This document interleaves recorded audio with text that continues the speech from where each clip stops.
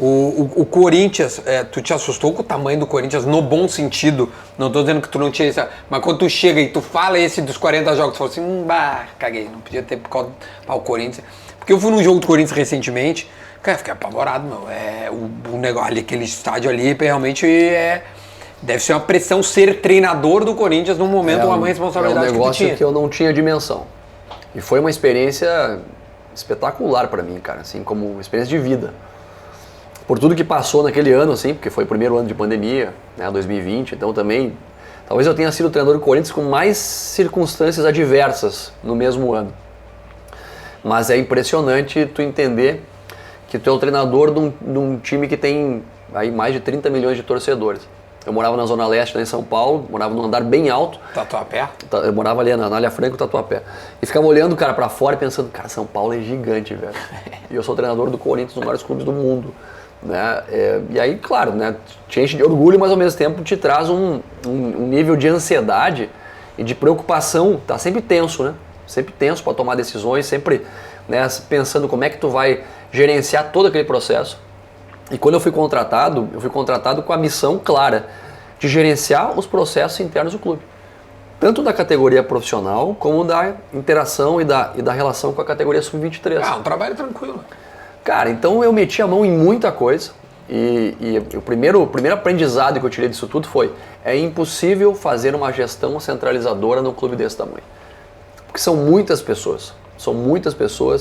O clube, ele depende naturalmente, como todos os outros, de resultado, mas lá mais ainda.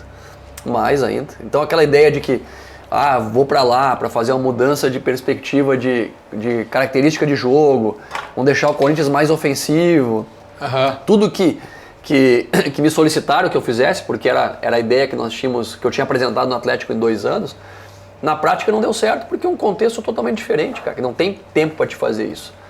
E aí somado, né, uma pandemia, que a gente treinou 2 meses e meio, parou 100 dias e depois mais 2 meses e meio. Essa foi a minha trajetória no Corinthians. Uma pandemia. Aí através da pandemia, problemas internos de salário atrasado, 4 meses de salário atrasado. Ano eleitoral. Ano eleitoral no Corinthians, cara, para presidente é que nem presidente da República, sabe? É um negócio que não tem como dimensionar, assim. É guerra fria no bastidor, é imprensa para lá e para cá. Então, como experiência pessoal, foi único, extraordinário e que me deixou muito mais esperto, safo para outras 1000 coisas. E tu foi vice, não? Campeão? A gente foi vice-campeão paulista. Paulista, né? Foi a última final que o Corinthians disputou. Perdemos os pênaltis pro Palmeiras. Isso. Né? Eu brinquei com o Luxemburgo na final. Porque chegamos para iniciar o segundo jogo da final e eu falei para ele assim... É o que tem um pênalti no jogo, que o Jô... Isso, no último lance. Eu cheguei pro Vanderlei e falei assim, Vanderlei, vamos fazer só 3 substituições hoje. Porque eu olhava pro banco dele, velho, o banco dele tava Rafael Veiga, Rony, Scarpa, Lucas Lima, Bruno Henrique, que é o volante que foi pra fora, Wesley tava jogando, né? O Veron, eu olhava pro banco do cara e olhava pro meu e falei, vai ser duro. Né? E aí no segundo, os caras que bateram o pênalti são todos os caras que entraram, bateu o pênalti do Palmeiras. O Veiga, o Scarpa, o Lucas Lima, o Bruno Henrique, sabe? Os caras tudo entraram e... Não, e vocês, acho que tu foi com uma missão também, que aqui eu, quieto na minha casa, no meu sofá, vendo, eu disse, tu tinha que... Aí eu tô falando isso, que a tua missão era dispensar o Ralf, ou dar um destino bacana para um cara que é ídolo no Corinthians. Se eu não me engano, o Jadson também estava nessa situação. E aí disseram assim, cara, faz essa aí para nós e tal. E são 2 ídolos bizarros, né? Os 2. Tô certo? Essa era a visão, tô aqui no meu sofá e não, aí... Foi algo combinado com a direção, né? E aí não é só a direção que pediu isso, foi de ambas as partes também. Porque como a ideia era fazer uma mudança significativa na ideia de jogo, fazer uma mudança drástica na característica que o Corinthians apresentava como tipo de jogo. Que era com o Carille, né? Que era uma correia. Não só o Carille, era só todo... também. E é uma ideia vencedora. Sim, claro. Ganhou vários brasileiros. Mas era uma coisa muito reativa e não propositiva, dá pra dizer assim. E a ideia que acontece? Caras com mais de 35 anos, velho, sabe? Não era ideia permanecer com muitos jogadores acima de 35. E jogadores com características específicas, né? Então nessa lista entrou sim o Ralf e o Jadson, acabaram sendo dispensados. Negociado. A questão toda é a forma que acontece. Porque no dia 22 de novembro, 22 de novembro de 2019, eu assumi 2020, 19 a gente fez uma reunião e se definiu que o Ralf não ia ficar para o ano seguinte. Então, o Corinthians teve 30 dias para fazer a gestão desse processo, né?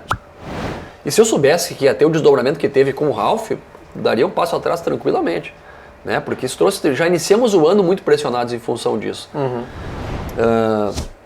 E nesses 30 dias se conversou com o agente do jogador e não se conversou com o jogador.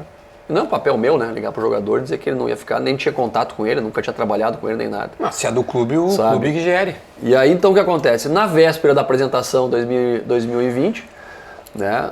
O que acontece é que o jogador manda uma mensagem pro Wilson, agora nosso coordenador técnico, o Wilson, o zagueiro que jogou aqui no Grêmio também, o Wilson, perguntando que horas que era a apresentação. Aí tocou o alarme, né, cara? Imagina a confusão, velho. Não chegou. Porque ele se apresenta, né? Não chegou a se apresentar porque nesse momento ele foi informado que ele não ficaria. Então quando ele fala que ele foi avisado no dia antes, faz sentido. É verdade, foi. Ou o empresário não avisou ele, sabe? O empresário pode ter lavado as mãos, pô, o clube. Entendeu? O clube não falou com ele, o cara ficou. E realmente, então nesse processo, está certo quem fala que a maneira que foi conduzido foi de maneira equivocada. Mas aí acaba vindo pra conta do treinador, cara. Mas eu olhando parece que estourou em ti. Porque na primeira coletiva eu também tomei frente disso. E esse, como eu falei antes, é um erro crasso nesse sentido de fazer a gestão de um clube desse tamanho. É assumir a bronca, sozinho. A gente quer fazer a mudança, eu vim pra isso, tô aqui, dei a cara a tapa, sempre foi assim, né? Sem entender o tamanho do negócio todo que eu tava envolvido naquele momento. E isso é uma coisa que tu te arrepender, acho que é muito forte, mas que tu aprendeu. Aprendi, com certeza. Mas com certeza. Cara, imagina a minha trajetória, Duda. Esse ano eu tô cumprindo 22 anos de futebol profissional. Dos 22 anos, 17 anos foram em clubes de categoria de base, primeira estadual, segunda estadual e terceira estadual, sabe? Esse Brasilzão afora aqui. E aí, a partir de 18, cara, com 38 anos eu tenho a oportunidade do Atlético Paranaense e o meu segundo clube depois do Atlético é o Corinthians.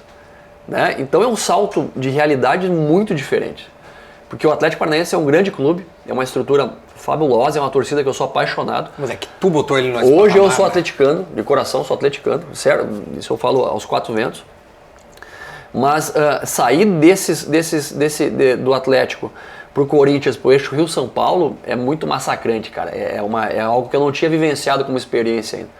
E que se eu fosse viver hoje, com certeza teria outras atitudes, né? Não, e por exemplo, tu entra no Atlético, o Atlético não é nem campeão da Copa do Brasil, nem da Sul-Americana. Tu que é campeão dos dois. Eu tive a oportunidade de ser campeão dos dois.